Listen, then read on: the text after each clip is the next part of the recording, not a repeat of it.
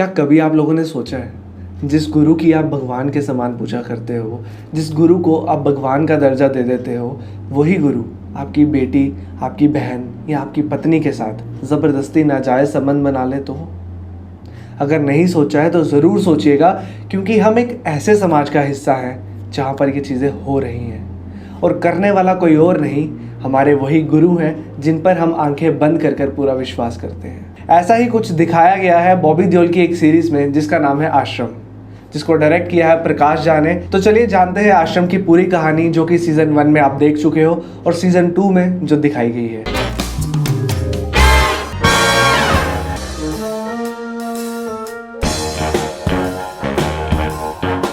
सत श्री अकाल जी, welcome back to my YouTube channel. So जिस कहानी के बारे में आज हम बात करने वाले हैं, उस कहानी का नाम है आश्रम, जो कि एक रियल स्टोरी पे बेस्ड है।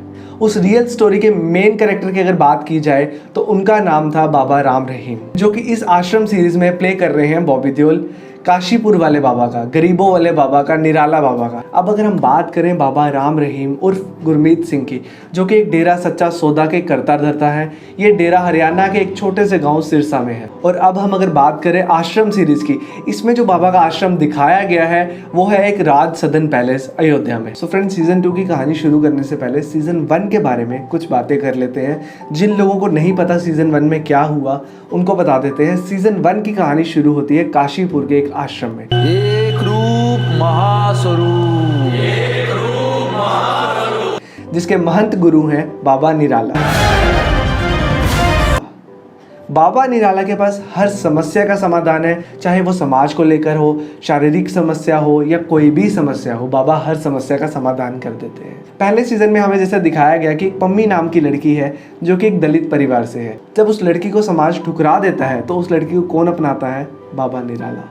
यही कहानी थी हमारे बाबा राम रहीम की। वो भी कुछ लोगों के लिए ऐसे ही कार्य करते थे जिनके पास कोई सहारा नहीं होता था, उनको सहारा देते थे। लेकिन उस सहारे के पीछे की कहानी जो थी वो आश्रम में दिखाई गई है। पहले सीजन में हमें ये नहीं पता लगा था कि पम्मी के साथ आखिर क्या हुआ, उसने वार्डन को क्यों मारा।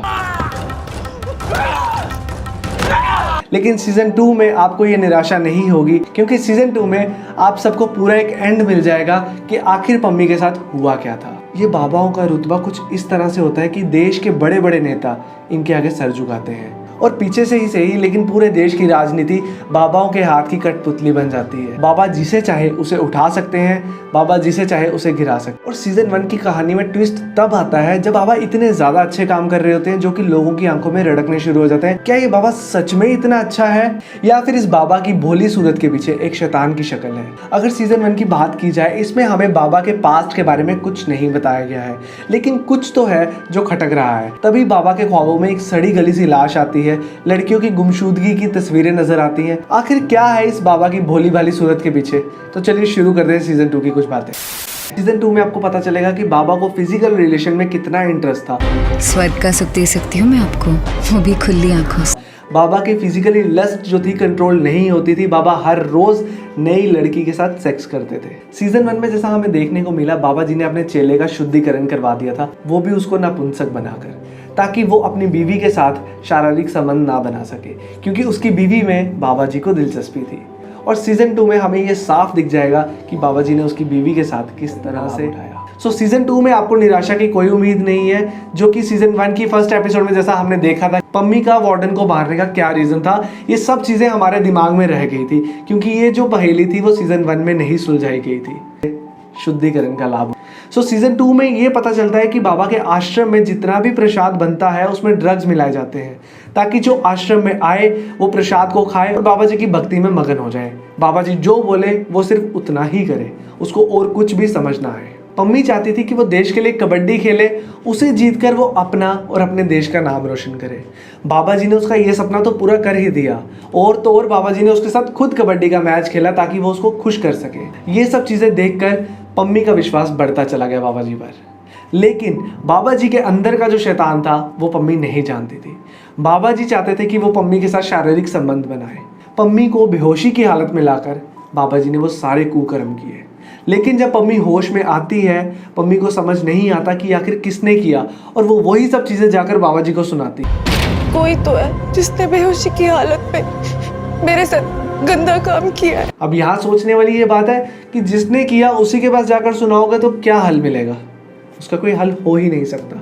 लेकिन ये सब चीजें मिलकर एक दिन बहुत बड़ा ज्वालामुखी बन जाती है। मैं इस पूरे मामले की उच्च स्तरीय जांच कराऊंगा। ये ज्वालामुखी फटने के बाद पुलिस की पूरी इन्वेस्टिगेशन होती है, सीबीआई की रेड पड़ती है, सारी चीजें एक दिन ऐसा रूप ले लेती हैं कि बाबा जी का पूरा पर्दाफाश हो जाता है। बाबा जी की जितनी झूठी कहानी थी वो सबके सामने आ जाती है। सो यहाँ पर बाबा निराला को जेल हो जाती है और असली स्टोरी में बाबा राम रहीम आज भी जेल में है। तो यही थी आश्रम की कहानी। इस वीडियो को लाइक करना मत भूलना। वीडियो कैसी लगी कमेंट करके ज़रूर बताना और चैनल पर अगर नए हो तो सब्सक्राइब करना मत भूलना। सो बहुत जल्दी मिलते हैं अगली वीडियो में। Till then take care, bye bye, love you all.